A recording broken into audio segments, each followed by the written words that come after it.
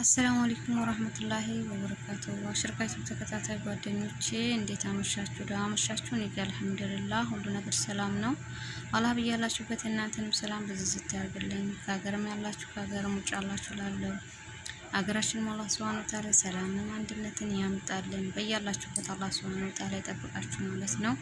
የአሽርካይቱ ተከታታይ ሆናችሁ ላይክ ሼርን በማድረግ አበረታቱኝ እላችኋለሁ ውዶቼ። 5000 ሰብስክራይብ አስገቡኝ። ዛሬ በሚያሳዝን ነገር ነው የመጣውን ማለት ነው። እንግዲህ ሼክ ሰዒድ ዑመር ያው ህይወታቸው አልፏል። ወኢና ኢላሂ ረጂዑን።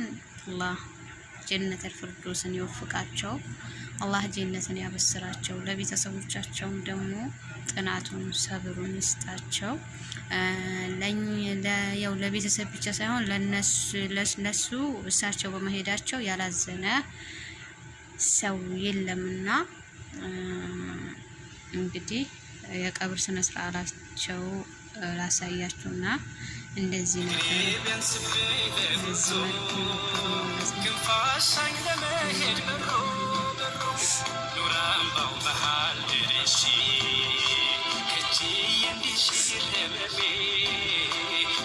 ሁሉ ነፍስ ዛሊከ አላህ ጀነትን ያበስራቸው።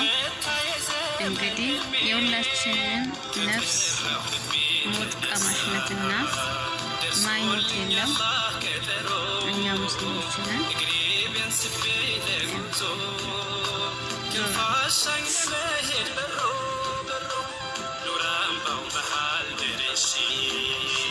አላህ ጀነትን ያበስራቸው። በሳቸው ያላዘነም የለም።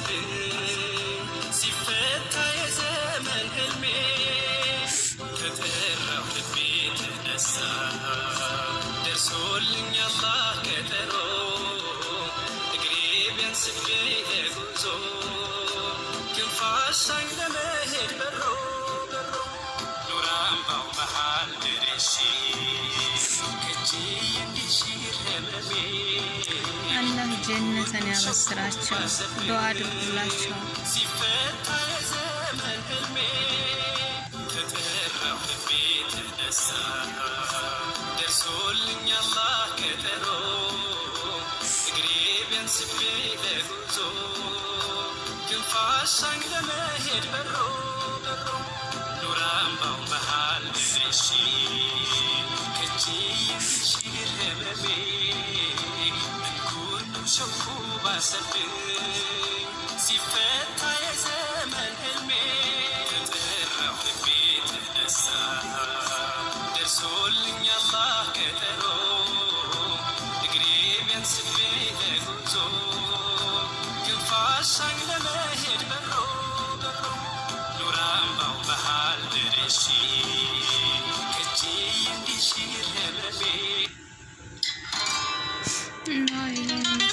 ነበር ማለት ነው።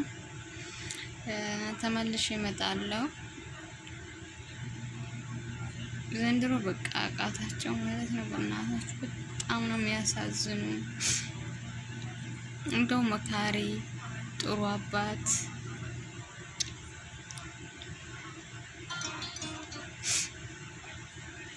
ነበሩና አላህ ጀነተል ፊርደውስን ያበስራቸው። አላህ ለጀነት ይበላቸው ማለት ነው። ሁላችንም እንሞታለን። የሁላችንም ነፍስ ሞት ቀማሽ ናትና ከባድ ነው። ለጥሩ ሰው አትሆንም ይቻላል ማለት ነው። ጥሩዎቹን አታቆይም። እንግዲህ አላህ ጀነትን ያበስራቸው። ዱዓ አድርጉላቸው።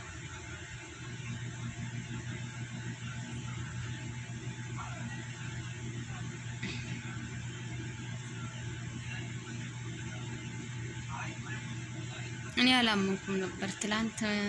የኔ አንዳንዴ በዙሪያ ላይ ጥላት ይኖራል አይደል?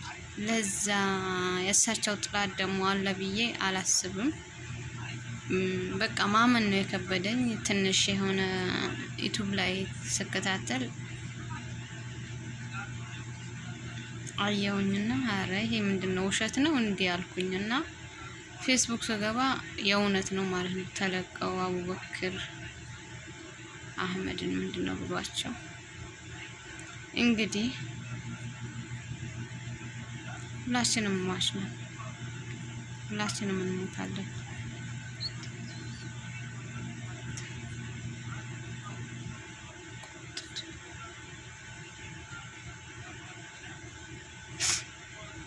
እንግዲህ በዚህ ነገር ደግሞ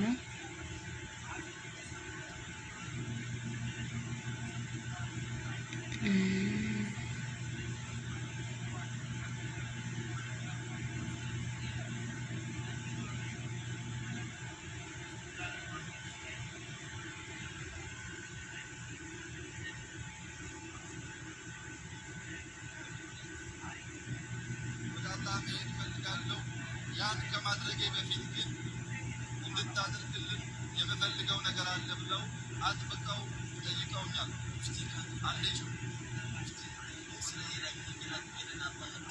ገባው ስጁድ ሹክር ያስፈልገዋል። እንደዚህ ደግሞ ይሄን ጠማማ ሰውዬ አላህ ገላገለ እንዲህ ያደረገ። በዚህ መልኩ በምትመለከቱት መልኩም ተሰግዶባቸዋል። ሰላቱል ጅናዛቸው በዚህ መልኩ ተሰግዶባቸዋል። እንግዲህ እዚህ ጋር የምትመለከቱት ጀናዛው አይሂድ ይሁን ወይ ደግሞ ለምን እንደሆነ አላውቅም፣ ግን እዚህ ጋር እኮ ምንም ግርግር መፈጠር አልነበረበትም እኮ እዚህ ጋር አሊ ሰይድና ሙሐመድ اللهم صل وسلم على سيدنا ومولانا محمد።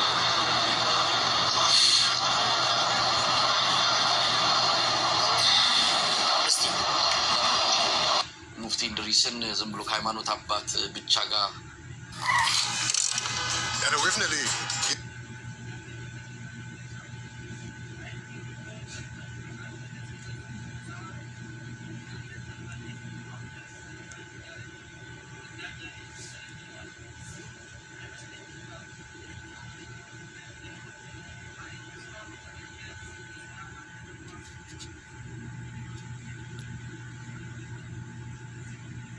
ይሄ ጽንፈኛ የኦህዴድ አክራሪዎች ወይም ደግሞ የኦሮሞ ጽንፈኛ እንበላቸው እነ አህመዲን ጀበል ያደረጉት አንድ ሴራ ተልዕኮ አለ። በዛ አሰላሙ አለይኩም ወራህመቱላሂ ወበረካቱሁ። ውድና የተከበራችሁ የዛሬ ሚዲያ ቤተሰብ እንደምን አላችሁልኝ? እኔ ያለሁላችሁ በድጋሚ ተመልሰን ተገናኝተናል። እንግዲህ እንደሚታወቀው የተቀዳሚ ሙፍቲ ሀጂ ዑመር የቀብር ስነስርዓት አስር ተሰግዶ ከአስር በኋላ የቀብር ስነስርዓት ተፈጽሟል ማለት ነው። እንግዲህ ከሙፍቲ ሞት ጋር በተያያዘ ብዙ ቪዲዮዎች እየተሰሩ ይገኛሉ። ሌሎቹ ሲደሰቱበት፣ ሌሎቹ ደግሞ ሲያዝኑ ሲያለቅሱ ተመልክተናል ማለት ነው። በጣም በሺ የሚቆጠር ህዝብም ወጥቶ ሸኝቷቸዋል ማለት ነው። እንግዲህ በጣም ከባድ ነበረ። ለካ ሙፍቲ ናይል በሰው ዘንድ ፍቅር ነበራቸው፣ በሰው ልብ ውስጥ ነበሩ የሚያስብል ብዙ ነገር ተመልክተናል ማለት ነው። እንግዲህ የነበረው ጀማዓ፣ የነበረው ህዝብ፣ የነበሩት መሻይኮች፣ የነበሩት ባለስልጣናት፣ የነበሩት የሌላ እምነት ተከታይ አባቶች ያልሄደ የለም ማለት በሚቻል ሁኔታ እንግዲህ ብዙ ሰዎች የታደሙበት ሽኝት ነበረ ማለት ነው። ለማንኛውም ከዚህ ጋር በተያያዘ ብዙ ቪዲዮዎች አሉ የምንመለከታቸው፣ ሪያክት የምናደርጋቸው የተለያዩ ቪዲዮዎች አሉ። ፖለቲከኞቹም ዛሬ እያነሱ ያሉት አንዳንድ ሀሳቦች አሉ የምንመለከት ይሆናል። ከዚህም ባሻገር አንዳንድ ቪዲዮዎች አሉ በተለይ ከወስያቸው ጋር በተያያዘ እንግዲህ የእሳቸው ቀብር ከሌሎቹ መቃብር ተለይቶ በእሳቸው በቤታቸው ግቢ ውስጥ በመሆኑ ከብዙ ሰዎች ተቃውሞን አስነስቷል። ይሄ ነገር እንዴት ይታያል የሚለውን የምናነሳ ይሆናል ማለት ነው። ውድ ቤተሰቦች እንግዲህ እኛ ከሙፍቲ ጋር የነበረን ልዩነት የአቂዳ ጉዳይ ብቻና ብቻ ነው። ከእሳቸው ጋር ምንም ያነካካን ጉዳይ የለም። የሀገር ጉዳይ ሲሆን ሀገር ያገናኘናል፣ ሁማኒቲም ያገናኘናል። በብዙ ነገር እንገናኛለን ከአቂዳ በስተቀር ማለት ነው። አቂዳ ላይ በጣም ትልቅ ልዩነት በማዕከላችን አለ። ስለዚህ ሙፍቲ ስንቃወም የነበረው በአቂዳ ጉዳይ እንጂ በሌላ ጉዳይ እንዳልሆነ ሁላችሁም ታውቃላችሁ ማለት ነው። ያው ከአቂዳም በላይ ደግሞ ምንም ነገር እንደሌለ እናውቃለን። ሁሉም ነገር ከአቂዳ በኋላ ነው የሚመጣው ማለት ነው። እንግዲህ ሙፍቲ ለሀገር ትልቅ ባለውለታ መሆናቸውን መርሳትም ተገቢ አይደለም። ከሰው በሰራ ልክ ሊመሰገን ይገባል፣ ክሬዲት ሊሰጠው ይገባል። እስቲ አንዳንድ ቪዲዮዎችን እንመለከታለን። እንግዲህ ሽኝታቸው በዚህ በምትመለከቱት መልኩ ተደርጎላቸዋል ማለት ነው። ይህ እንግዲህ ከበኒ መስጂድ ወይ ደግሞ ከኑር መስጂድ ከፒያሳ ወደ ቦሌ ሽኝት ሲደረግላቸው ነው። እንግዲህ ቦሌ በሚሊኒየም አዳራሽ ትንሽ ፕሮግራም ተደርጎ ነበረ። እዛ ላይ እንግዲህ ብዙዎች ታድመዋሉ፣ ከሌላ እምነትም ጭምር ማለት ነው። ብዙ ትልልቅ ሰዎች፣ ትልልቅ አባቶች የተገኙበት ነበረ በሚሊኒየም አዳራሽ ማለት ነው።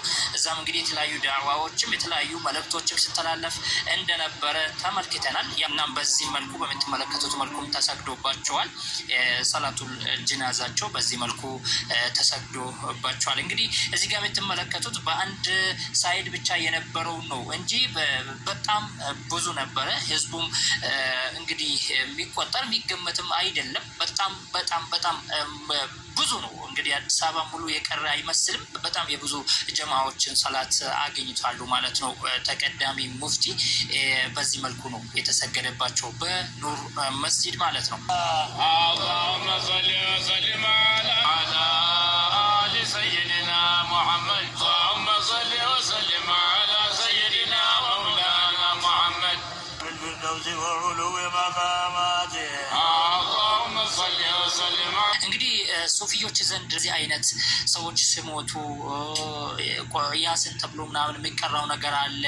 የተለያዩ የሚደረጉ ነገራቶች አሉ። እነዚህዎች ከሸሪያ ውጪና ለራሳቸው የጨመሩበትና ለራሳቸው ጨምሮበት የሚተገብሩ መሆኑን እንግዲህ ብዙ ጊዜ ተናግረናል። ብዙ ጊዜም ያው ብዙ ኡስታዞች ይሄንን ግልጽ ሲያደርጉ ተመልክተናል ማለት ነው። በየመቃብሩ ምንድነው ይሄ ሰለዋት ተብሎ ወይ ደግሞ ምንድነው የሚባለው የሆነ የሚቀራ ነገር አለ። ያሲን ተብሎ መቃብር ላይ ቁጭ ብሎ የሚቀሩት ነገር ይሄ ከሸሪዓ አንጻር ወይ ደግሞ ከነብዩ አለይሂ ሰላቱ ወሰላም ተግባር አንጻር እንደሌለ ይሄንን ሁላችንም ማወቅ አለብን። ቁርአን ላሉት እንጂ ለሞቱት ምንም ነገር እኔ ለአንተ ብቀራ ሞተህ ምንም አይጠቅምም። በህይወት በነበርክበት ጊዜ የቀራው ሲቀራ የነበረው ቅራአ ነው። አንተን ቀብር ውስጥ ሊጠቅምህ የሚችለው በህይወት እያለህ የቀራው ቁርአን ነው እንጂ ዛሬ እኔ መቃብር ላይ ቆሜ በመቅራቴ ምንም የምጠቅመህ ነገር የለም ማለት ነው። እንግዲህ እንደዚህም ነበረ። በጣም ግርግርም ነበረ። ያው ህዝቡ ለሳቸው ካላቸው ፍቅርም ይሁን ብቻ አናውቅም። በዚህ መልኩም ግርግሩ ጀናዛው አይሂድ ይሁን ወይ ደግሞ ለምን እንደሆነ አላውቅም። ግን እዚህ ጋር እኮ ምንም ግርግር መፈጠር አልነበረበትም እኮ እዚህ ጋር ምንም ግርግር መፈጠር አልነበረበትም። ለምን እንደሆነ አላውቅም። ሙስሊሞች ጀናዛን ሲሸኙ በጣም ስርዓት ባለው መልኩ የምንሸኘው። ይሄ የምትመለከቱት ህዝብ እንግዲህ ተመልከቱ። ሱብሃንአላህ።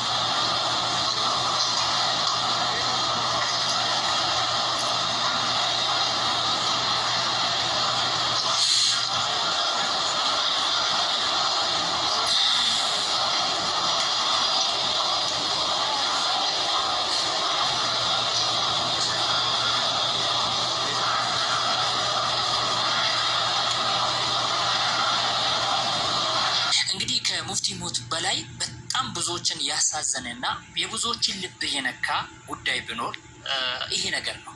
አልሐምዱሊላህ እንደሰማችሁ ነው። ያው ትልቅ ሲባል እንደከብን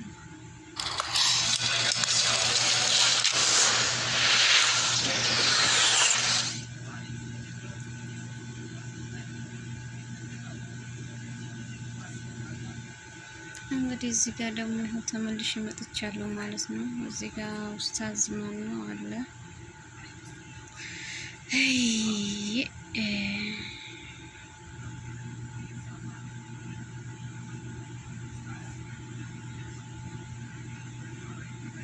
በነገው ዕለት እንደተነገረው ያው ከሞተ ሰው ወደ ቤቱ ማድረስ ስለሆነ ነገ እንደ አላህ ፍቃድ 10 ሰዓት ላይ የቀብር ስነ ስርዓታቸው ይፈጸማል።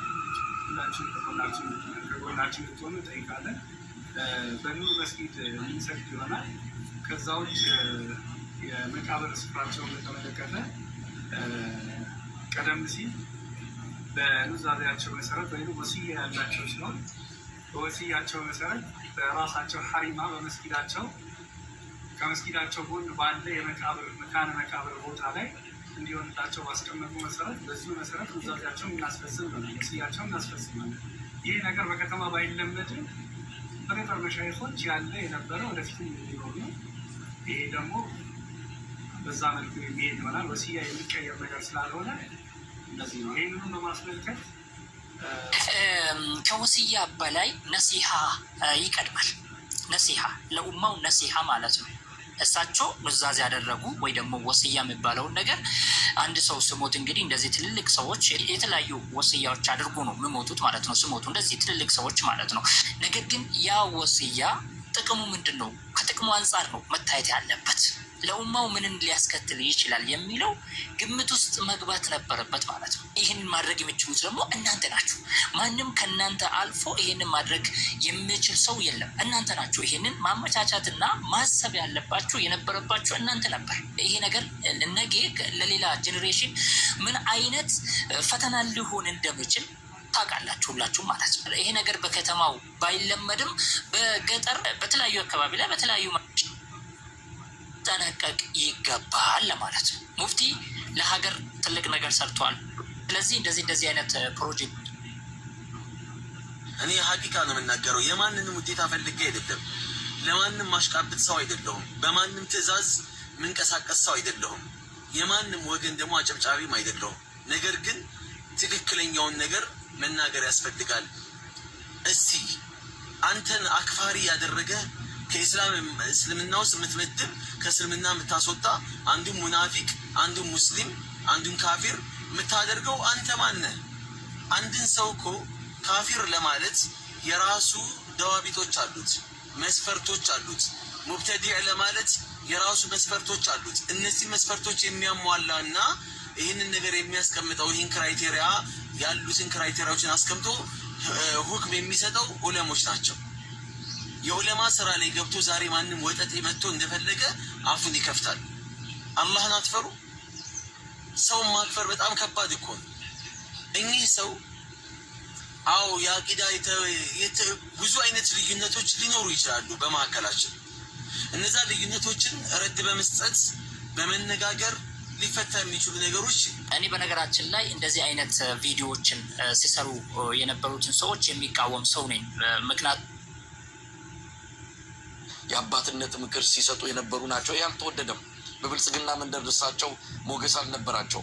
ስለዚህ አብይ አህመድ በዚህም በዛም ብሎ እነ አህመዲን ጀበልን አደራጅቶ እሳቸው ከስልጣን እንዲወገዱና አሁን ያሉት እውነት ለመናገር አሁን ያሉትን የመጅሊስ ፕሬዚዳንት እንደው የሙስሊም አባት በአባትነትም ለመጥራት የሚከብዱ ናቸው። ቀደም ሲል አንተ እንዳልከው ነው። ብልጽግና በተነካ ቁጥር ቀድመው ለማዳን የሚረባረቡ፣ አማራ ክልል ላይ የሆነች ነገር ከተፈጠረች ደግሞ መግለጫ ለመጻፍ ምንም የማያመነቱ፣ ወዲህም ወዲያም ብለው ማሰብ የማይፈልጉ በጣም እውነት ለመናገር እንዲህ አይነት አባት ኢትዮጵያ ላይ አሉ መባሉ በራሱ የሚያሳፍር ነው። እነዛን አባታተን እንደዚህ አይነት አባት ቦታው ላይ መቀመጣቸው ለኢትዮጵያ ሙስሊሞችም በአጠቃላይ ለኢትዮጵያ ሕዝብም ትልቅ ዕዳና ሸክም ናቸው ማለት ይችላሉ። ለማንኛውም እኚህን አባት ምን ጊዜ እናስታውሳቸዋለን። ይሄ ከሌላ ጉዳይ አንጻር አይደለም። ኢትዮጵያ በተጎዳች ጊዜ አባት በምትፈልግበት ጊዜ የመጡ ግን ብዙ ከሳቸው ብዙ ነገር እንዳናገኝ ተደርገን በጠዋቱ ከኃላፊነት እንዲነሱ የተደረጉ መሆናቸውን በማስታወቅ እንግዲህ እነዚህ ሰዎች የሆነ ነገር ኩሽ ባለ ቁጥር ጉዳዩን ወደ ፖለቲካ የሚወስዱ ሰዎች ናቸው። ከፖለቲካ ጋር የሚያያይዙና ከራሳቸው አይዲዮሎጂ ጋር አያይዞ የሚፈስሩ የሚተረግሙ ሰዎች ናቸው ይነገራል። ስለዚህ እነዚህ ሰዎች ሁሌ ኮሽ ባለ ቁጥር ኢትዮጵያ ውስጥ የሆነ ነገር ኮሽ ባለ ቁጥር ወደ ራሳቸው አጀንዳ የሚወስዱ ወደ ራሳቸው ፖለቲካ የሚወስዱና የራሳቸውን የፖለቲካ ጫወታቸውን